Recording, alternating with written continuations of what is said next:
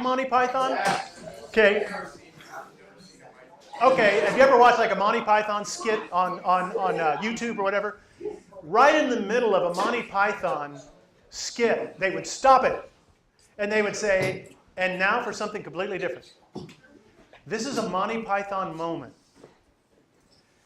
This, I suspect, for most of you, this will be new stuff that is going to be almost weird. All right? I want to set it up, though. Let me ask you this. What is the difference between what someone says and what someone means? You ever thought about when someone says something, but what do they mean by it?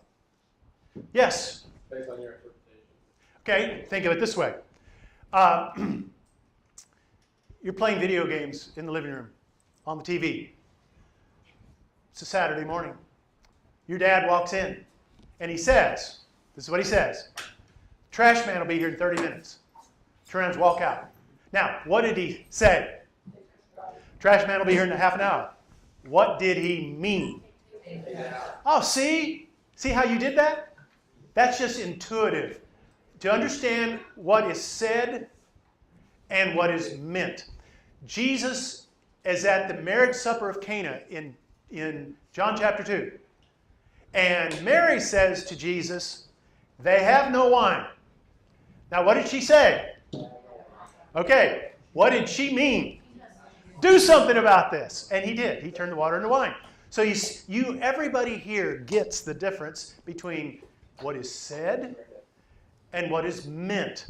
Now, there's a third category I'd like you to think about. What is a text doing? What is a text? What is the author doing? Penny and I love British murder mysteries. Hercule Poirot, Sherlock Holmes, Agatha Christie. We just love it. If you watch those shows, evidently every sixth person in England is a murderer. Because, I mean, you watch episode after episode, and there'll be some cute little village, and there's somebody killing people. You know, if you go to a dinner party at a British show, somebody, you know, there's one series, Grantchester, that we really enjoyed because the minister in it was the guy who could solve crimes. He and the chief of detectives, the guy, it was right after World War II in the 1950s, and here they are, you know, there would be some vicious murder in the town, and so the detective would get the vicar, he was the minister, and they'd work it out. Yes? Grantchester. Yeah, and the minister was incredibly good looking. That's another thing I liked about it. So anyway, the one season, the chief of detectives, the chief of the police of the department, he's having an affair with his secretary. It's not good. He's married, got a family. He's having an affair with his secretary. Now, there was one fellow who wanted a promotion, a detective that wanted a promotion, and he got passed over. And all during the season, it's all him being resentful and angry because he did not get the promotion. And so the last episode of the season, it's the Christmas party. And everyone is there. The detectives, the staff, the wives, family, they're all there at the Christmas party. And so there is the chief of detectives and his secretary and some people talking. And there is the chief of police and his wife is over here, or his wife's over here talking to some others. And so they're all having their conversations at the party. And the resentful detective walks over to the police chief's wife. And he starts talking to her. And as he's talking to her, he points over to the chief and his secretary, and he points over and he says, it's remarkable how often they work late at night, and walked away. And as he walks away, you can see the realization come across the wife's face. What did he say? What did he flat out say? They work late a lot. What did he mean? They're having an affair. Now, let me ask you this. What was he doing? He was using his words as weapons. He was trying to harm the police chief. He was getting revenge. He was getting even. So you see, you can't just pay attention to what a text says. You also have to pay attention to what it means. And you also need to ask, what is the text doing? Y'all ever heard of the book Uncle Tom's Cabin? Okay, what was it? Written by Harriet Beecher Stowe. It's a story about Uncle Tom in pre-Civil War America and all that he had to go through. What was she doing? Was she just telling an interesting story, or what was she doing? She was advocating for abolition, the overthrow of slavery. You have to ask yourself whenever you read a text, not just what it says, not just what it means. And I want to ask you this. What was Moses doing when he wrote Genesis 1 and 2? Now, he's writing under inspiration of the Holy Spirit. That's a given. But from the human perspective, what is he doing? Think about it. He is traveling through the wilderness with 600,000 obnoxious, difficult to deal with Hebrews. They are fighting him every step of the way. How many years had the children of Israel been in Egypt? What? 40? That's how long they're in the wilderness. How long had they been in Egypt? 400 years. How old is America going to be this year? 250, or next year. 400 years they had been marinating in pagan thought. Now, listen to me. This is the point that I want to get across. I've been building up to this moment. And I told it to Silas yesterday, and I'm going to tell it to you all now. And if you don't get this, you won't get what I'm getting ready to say next. You think more like Moses than his original audience did. They didn't think like Moses at all. They thought like pagans. Even though they were descendants of Abraham. It says very clearly they still were worshiping the gods from Babylon. I mean, Joshua even says, are you going to see it serve the gods from across the river? Choose you this day. Whenever in Exodus 20, Moses and God meet with the people of Israel, and he enters into a covenant with them, the Mosaic covenant, and they vow and enter into a covenant with God, yes, we will serve you. Moses goes up on Mount Sinai with the Lord for 40 days, and while he's up there for 40 days, what do? What's that? What? Build a golden calf. You know why? They thought it was a good idea. Why would they think making a golden calf was a good idea? What's that? They think like pagans. They do not believe there is one God. This is what they struggle with all through until they get carried away to Babylon. They will worship all kinds of gods. They think, you and I, whenever we read Genesis 1, in the beginning God created the heavens and the earth. Okay, sure. If there's a God, that's how you do it. No! Absolutely not. When Genesis 1:1 was written, it was as if they were slapped in the face. It was revolutionary. Genesis 1 is an amazing work of evangelism because it is absolutely going to rock their world. Everything it says is the total opposite of what they believed. So let's talk about Genesis among the pagans. What does that look like? So, we affirm that God created the world. And what do we mean? That is that God, without opposition, are equal, called the world into existence out of nothing for his own good purposes. Now, this is not what was believed by the Canaanites. This is not what the Egyptians believed. This is not what the Babylonians believed. Everyone around them believed in something very different. Even other monotheistic religions, like Islam, do not believe in the doctrine of creation the way we understand it, in a Trinitarian way. So, what do we have? By creation, we mean that God freely created, the triune God, for his own glory, without the use of any pre-existing materials, the whole visible and invisible world. What's going on here? This is going to refute the Egyptian worldview that, let me think about it. Genesis 1:1. Somebody quote it for me again. I've already said it. Say it again. What's verse 2? Yes. Why is verse 2 in the Bible? That's weird. Think about it. Genesis 1:1. In the beginning, God created the heavens and the earth. And you'd think it'd go to verse 3. And God said, let there be light. And there was light. And he called the light day and the darkness night. But that's not what it says. It goes to verse 2. And the world was without form and void, and the Spirit of God hovered upon the waters of the deep. You know why it says that? In every one of the pagan religions, they believed that the waters were first. They believed that the waters made whatever deities there were. And they believed the waters were alive. It'll refute the Egyptian worldview, the Babylonian worldview. The Babylonian worldview is, it's wild. We're going to have fun going over it. The Persian idea of eternal dualism. You say, where is the Persian view taught? You ever watch Star Wars? The good side, the dark side, the eternal. That's what that is.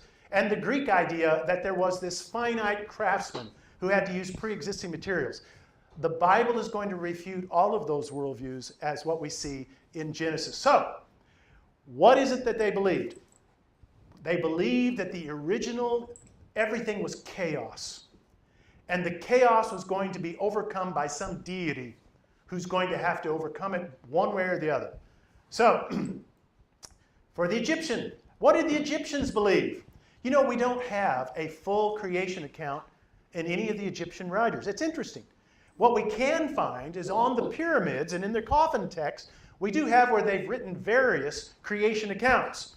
And so you have it on the coffin texts like this, written on coffins in the walls of the pyramids. What do they believe?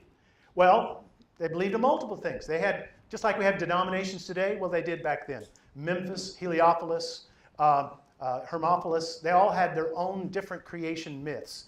And so the Memphite one is the one that tells us the most. And so what does it say? Well, in each one of these creation myths, they have this, it's called a variety of names. Amun-Re, Atum, Ptah. In the Memphis, God evolves. He starts out as Atum. And by the time he finishes, he becomes Ptah. And so in the Egyptian myths, God, the deity who creates, and he's not this transcendent deity. No, like I said, you have Amun-Re, Atum, or Ptah, and in each one of these, you have the universe is not made up of things. You look outside, you see the sun. They understand the sun to be alive. Feel the wind? Feel it? Whatever breeze? They would not think that a deity blew wind on you. They would think that the wind is a deity. Everything is made up of beings. There is no objects. There's only subjects. There's no things. There's entities. And so everything that happens is the will and the forces. The river is alive. The ocean is alive. The sky is alive. And so, how do they come forth? Well, you have the primordial waters. And from the primordial waters, the Nun, they say, up bubbles Ptah. And Ptah, as he bubbles up, he is like this egg. The primeval waters are called Nun, and the waters of creation emerge. Amun-Re emerges from the waters. He creates himself, and from there he develops all the other gods and goddesses, and he doesn't make just one or two. He makes dozens and dozens and hundreds and thousands. And so you have the primordial seed, and here's what he says. I am the one who made me. It is as I wished, according to my heart, that I built myself. So there was a time when Atum was not. And he brings himself into existence. He floats to the surfaces of the water as some type of egg. And then he creates all of the other entities. How does he do it? He creates them using his bodily fluids. He spits and makes a deity. He sneezes, makes another god.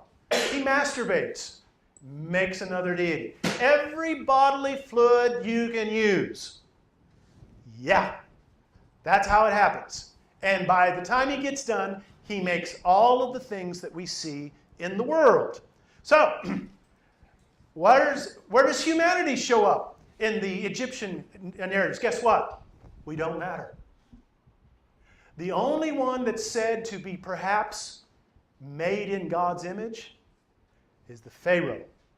Why do you think Egyptians would spend their whole lives building a tomb just for him the size of a mountain, a pyramid?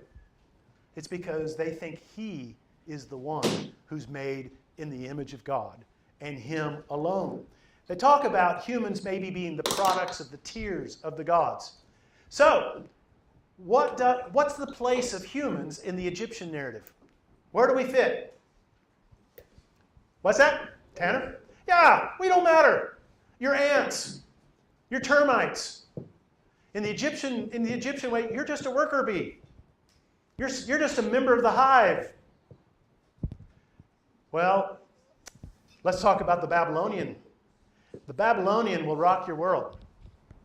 The earliest text we have is about the first. It goes back to the 2nd century millennium BC.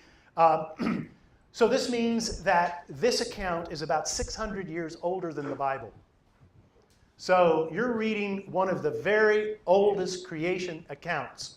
And Anumis Elish means when on high. And what does it teach? It'll rock your world. We're talking Game of Thrones has nothing on the Babylonian account. You know, in the Egyptian account, it's physically messy. You know, all the bodily has nothing on what the Babylonians taught. Now remember, the Babylonians are the ones who are going to invade. Who is the king that invades Israel and hauls Daniel and everybody off? Anybody remember the name of the Babylonian king? What's that? Nebuchadnezzar. Who does Nebuchadnezzar worship?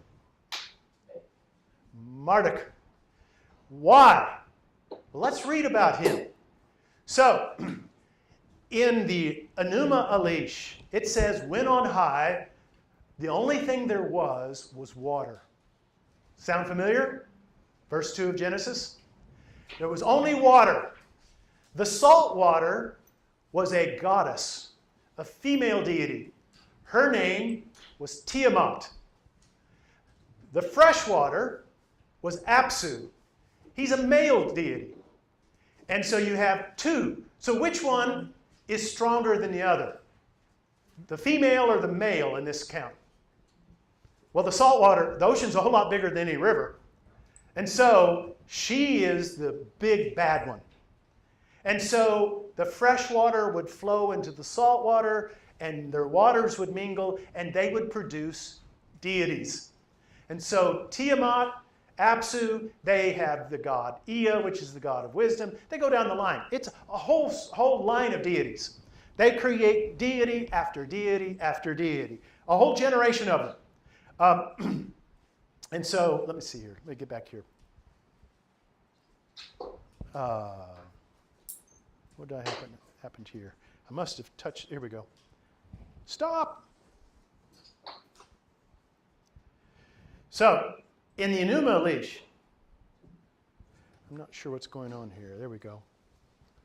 In the Enuma Elish, it's going to tell us about how the god and goddess, the original water, they create all these deities. Now remember, this is what Israel, this is the water, the cultural water they've been swimming in. This is what they were taught. This is what Abraham believed before he left Ur of the Chaldees. And so it's either Egyptian or it's Babylonian. And so you have where Ea, yes, Tanner. At the beginning, before he converted to Christianity, or to the God of the Bible called him. Yeah, this is what the Babylonians believed. Ur of the Chaldees is in Babylon. And so they had the salt waters, fresh waters, whole line of deities. And then after they have those deities, they have another generation. So Tiamat, Apsu have grandchildren, whole bunches of them. Then they have a whole other generation, lots and lots of deities. And all of these, Marduk is going to be one of them. So guess what Apsu decides one day? This was a mistake. I wish we hadn't had any of them. And guess what he decides to do? Kill them all. I'm going to kill all my children, my grandchildren, and my great-grandchildren. I'm going to eliminate everything. Well, Ea, the god of wisdom, gets wind of it. You know what he does? He assassinates Dad. Goes to his room and said, hey, can we talk for a minute? While he's talking to him, gives him the knife, and he kills his own father. How's this for a creation narrative? It's cold, isn't it? We're not even halfway done. So the other deities hear about what Ea has done, that he's killed Dad. And they said, what did you do that for? And he said, look, I did you a favor. He was getting ready to kill us all. And so I killed him before he could kill us. And then someone said, well, yeah, you killed Dad, but what does Mom think about all this? And so they sent a couple of spies back to where Mom was. And guess what Mom was doing at this time? She was ticked. And so she was creating an army. You ever watch Lord of the Rings? Remember where the orcs are being made? Tolkien got it straight from the Enuma Elish. She's making this orc army. Serpent men, scorpion men, dragon men. And they have venom for blood. And it's this magnificent, horrific, horrible army. And so she's going to, kick butt and take names. She's going to slaughter them all. And she has already taken another lover. Quingu is his name. And he's going to lead the army. Well, the scouts go back to the other gods, and they tell them, this is what's going on. She is going to do this to us. And it says they are so scared, they lose their bowels. Just telling you the story. They just potty their pants. They are that scared. And so they say, what are we going to do? And they say, well, there is one in their midst who is like Arnold Schwarzenegger. He's the toughest, baddest, biggest. And you know who that is? Marduk. They go to him and they say, Marduk, can you do something about this? And he says, yeah, I can do something about this. What can you do? I can defeat her. Well, do it. He says, okay, I'll do it, but I've got a condition. Guess what his condition is? Everyone has to obey me from now on. From now on, I am the chief god, and I am in charge. And they said, fine, just do it. They are so scared, they are willing to agree to anything. And so then the next thing you have is this horrific battle. And it goes into gory detail. There are skulls crushed. There are veins cut. There's blood gushing everywhere. Now you think, this is a creation account? Now you begin to realize just how different Genesis is from the Egyptian account and from the Babylonian account. And so Marduk, he attacks and defeats the army, and then he faces Tiamat, who by this time is this enormous dragon. And so, like I said, Apsu tires of the noise of his offspring. Ea kills him first. Tiamat is enraged. So Quingu's going to go to war. And so as they get ready to do it, now they turn to Marduk, and he agrees to defeat. This is how Babylon comes to worship Marduk as its king. And so Marduk then, he attacks Tiamat. See, Tiamat is a dragon at this point, and as he attacks her, now we're finally going to get to the creation of the world. You're wondering how we're going to get there. What does this have to do with creation? Glad you asked. He kills Tiamat. He shoots an arrow into her mouth and kills her. And as he does, he splits her into two parts. The lower fertile part becomes the earth. The upper part, he makes the heavens out of it. And so you have where it says, he, Marduk, divided the monstrous-shaped Tiamat and created marvels from it. He sliced her in half like a fish for drying. Half of her he put up to roof the sky. He drew a bolt across and made a guard hold it. Her waters he arranged so they could not escape. This is what we have, the story of Tiamat and how Marduk defeated and how the world come into being. Now, here's what happens next. The gods now have to work on the earth, and they hate it. So they go back to Marduk and they said, look, I know we said we'd do whatever you said, but we're gods for crying out loud. Well, Quingu is a prisoner of war at this point. And Marduk says, you're right. So he and Ea go over to Quingu and he slices Quingu's throat. Blood gushes out. What does Marduk do as their blood gushes out? Finally got to you. Notice what happens. Marduk says, I shall compact blood. I shall cause bones to be. I shall make stand a human being. Let man be its name. I shall create humankind. What is the last line there? What is the purpose of humans? They shall bear the gods' burdens. What is the purpose of humans according to the Babylonians? We are slaves. Now think about this, what this does. What does it say our purpose in the world is? Our purpose is to be slaves. Now do you begin to understand what Genesis 1 is doing? Genesis 1 is doing something very amazing. Now I've already mentioned the Egyptian, I've talked the Babylonians, the Canaanites, same idea. Baal fights against Yam, he defeats her, and then he creates the world, again, very similar account, but then that's how the Baal worship happens. So, what is it then that when we compare Genesis with the other accounts, what do we see? Well, we find chaotic beginning. The ancient traditions don't start with nothing. You have without form and void. The primal conditions of water and darkness. Light. Creation by speech. Now that's missing from some of the accounts. Naming. Remember, whenever he called the day, what does it mean for him to name things? Let me ask you this. In Genesis 2, God brings the animals to Adam to do what? To name them. What does that mean? Why? I mean, is it just think, oh, look at there. He called that long neck thing a giraffe. Isn't that funny? Why would he have Adam name the animals? What does that mean? First name. You don't want to answer? Okay. You are spot on. Go ahead and say your name because you get a cigar. That is the right answer. Naming is to assign a function. When the President of the United States is elected, what does he do? He names his cabinet. You shall be Secretary of State. You shall be Secretary of Defense. All of those namings is placing the authority. And so whenever God named everything, he was establishing his authority over it. And then whenever he gave Adam the role of naming the animals, it's establishing Adam's role in the created order. Don't you begin to see what's going on here, folks?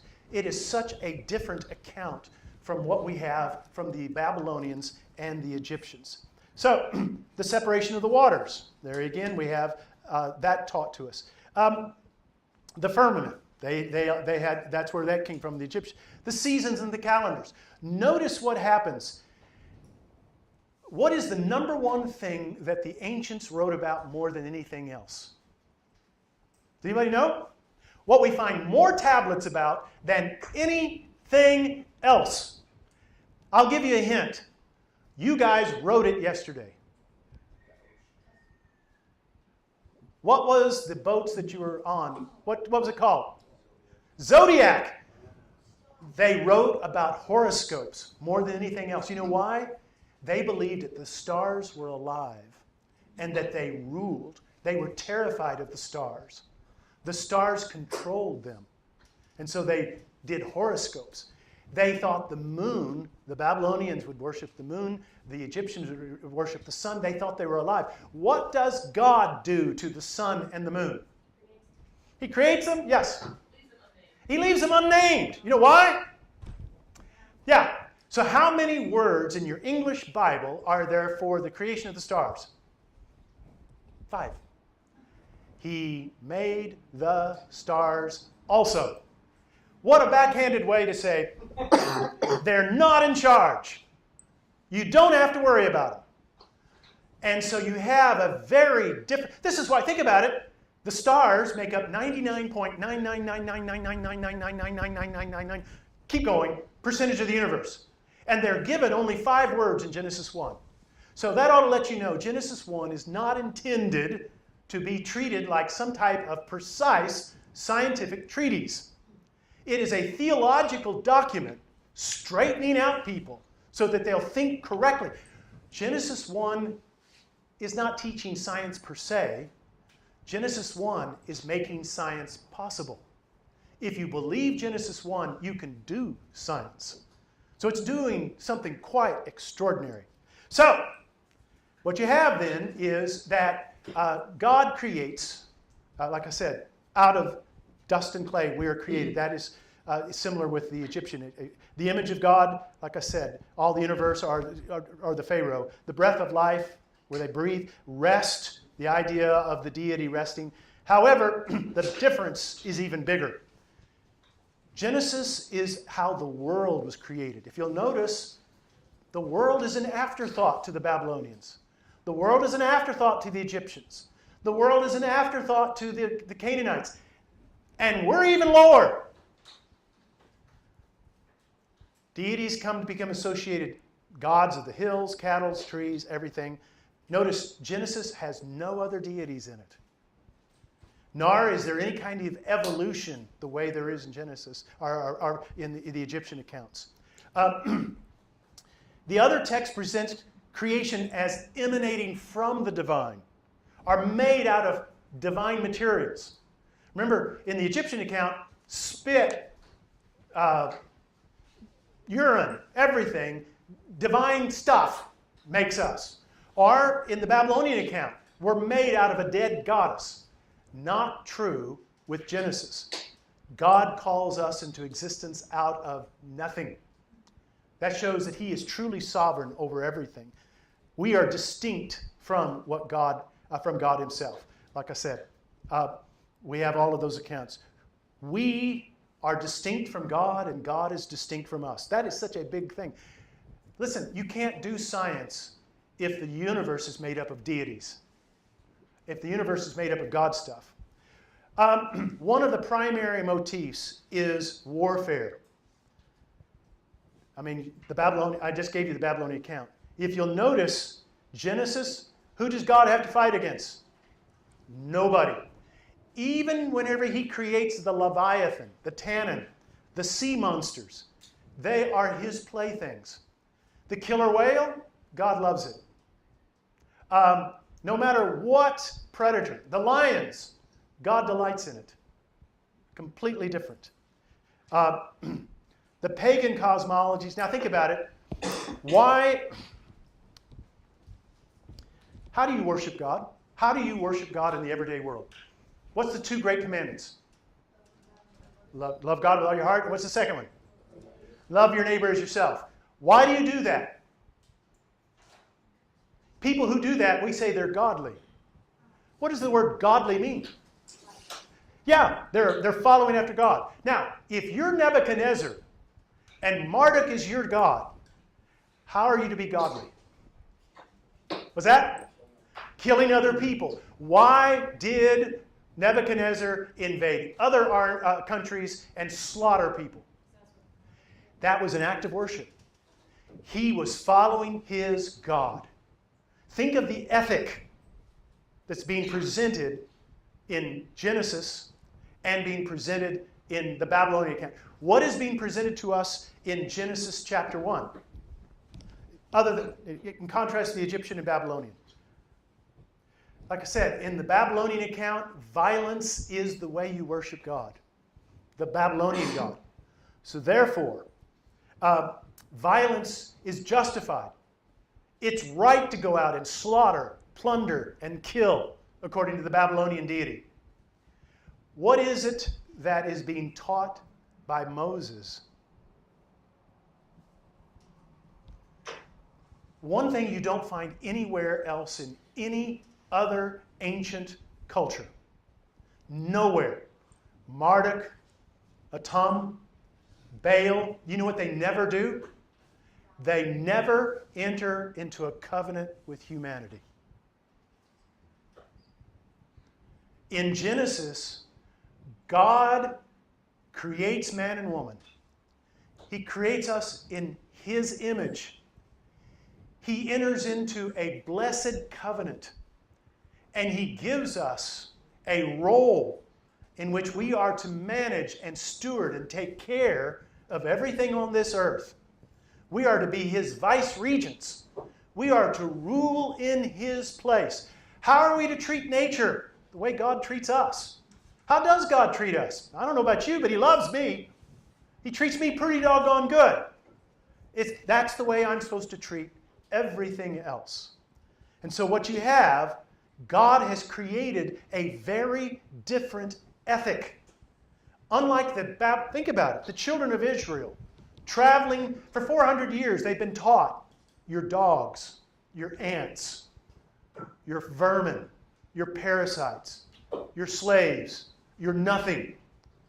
And then Genesis says, actually, you reflect God. God made you because He loves you. And God has given you a role. And you are to treat others with that same loving care. Do you realize what Genesis is doing? That is revolutionary. That's totally unlike anything they've ever heard before. And so, like I said, you have God over all of the other components, sovereign over everything. And so, the author of Genesis is consciously pushing back against all of the other mythologies of that day. And he's presenting to us a very different ethic. Let me finish up here. Like I said, all the other cosmologies, humans are created to be slaves. That's our role. Whereas in Genesis, we find that we're created in His image for His purpose. That He enters into a loving... How do I know the world is worth something? You ever thought about how I know the world is worth something? That you and I are worth something? First, God made us in His image. Second, have you ever wondered why the demons want to possess humans? Why? It's because we're so special. We're so valuable. How do I know that the world is worth saving? Because He's going to glorify us. We're going to have resurrected bodies for all. You're not going to spend eternity as a ghost, as a spirit. You're going to spend eternity as a resurrected, glorified Christian. You know the ultimate reason I know that you and I are worth something? The Son of God became one of us. He took on flesh. I know that God has a magnificent understanding of humans. So, what is Moses doing in Genesis 1 and 2? He's being an evangelist. He's being a very good missionary. Some of you have talked about that maybe the Lord's going to lead you into missions.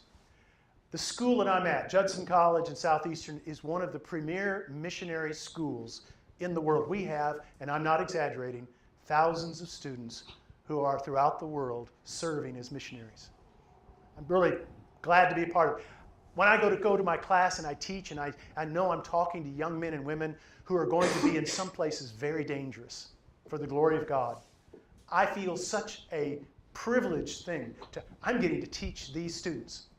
Now, think about it. If you're going to be a missionary, going to talk to somebody for whom the Christian message is going to be totally alien, totally different. There are 3 principles that Moses follows here that we teach all of our students. First, you got to meet people where they're at. Wherever they're at, that's where you're going to have to start. You can't, I've got one fellow who just did his dissertation on using the doctrine of creation in Thailand to witness to Buddhists. You got to start where they're at. Second, you got to use their grammar. One of the things that Rick is one of the best things I've ever seen that he does. He understands not only the Bible, Rick understands the culture in which he lives. And Rick he doesn't just exegete Scripture, he exegetes culture. And one of the things I've seen is how he's able to communicate gospel truth in ways that people understand. So you got to meet them where they're at, you got to talk their language, but you don't leave them there. Your answer subverts their worldview, turns their world upside down, and brings them to Christ. That is the missionary endeavor. And that's what Moses is doing in Genesis 1. He is doing evangelism. It's the gospel according to Moses. And once you understand that, then it'll rock your world. Look at reading this. It's amazing. Any other questions we have about this? Any comments or anything you say, wait a minute, are you sure about this or about that? I just want to say, you guys have been great. You guys have listened. You've been plugged in. That is a blessing to me.